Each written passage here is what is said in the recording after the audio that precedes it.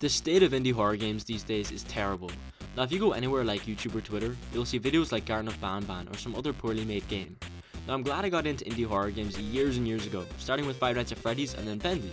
But now you got games like Poppy Playtime, which I actually do quite enjoy, but it has spawned so many games with a similar style of horror. I'm actually making a horror indie game of myself, which is heavily inspired by games like Five Nights at Freddy's and Bendy. I've decided that single-handedly I am going to save the indie horror game franchise with my new game, Milkman.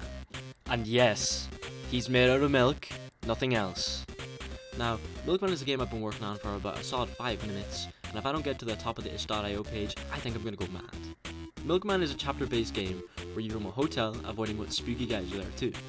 Now, Milkman is a 3D survival horror game made in Unity, and all the assets are made in Blender. Not all the assets are mine though, some of them are ones I find on the Unity Asset Store, I find them on Sketchfab. I made these models for the game, and they're the main bad guys, but there's obviously very, very detailed, heavy lore to do with them. Now when it comes to making the game, I have had a few struggles. Like, I think I've moved the project from 3 different computers. I was using my red Lenovo laptop, which honestly was really bad way to start, but that's what kicked me off working on Blender a few years ago. And then I moved on to my green laptop. I don't know the brand. I don't know why I'm telling you the colors of my laptops.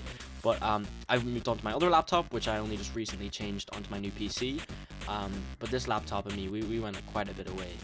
We did a lot of stuff on Unity, a lot of stuff on Blender, just a lot of everything pretty much. But the game is set in the 1980s, and you're roaming a very, very old vintage kind of hotel, and you're trying to avoid all the roaming monsters that may be going through the hallway corridor.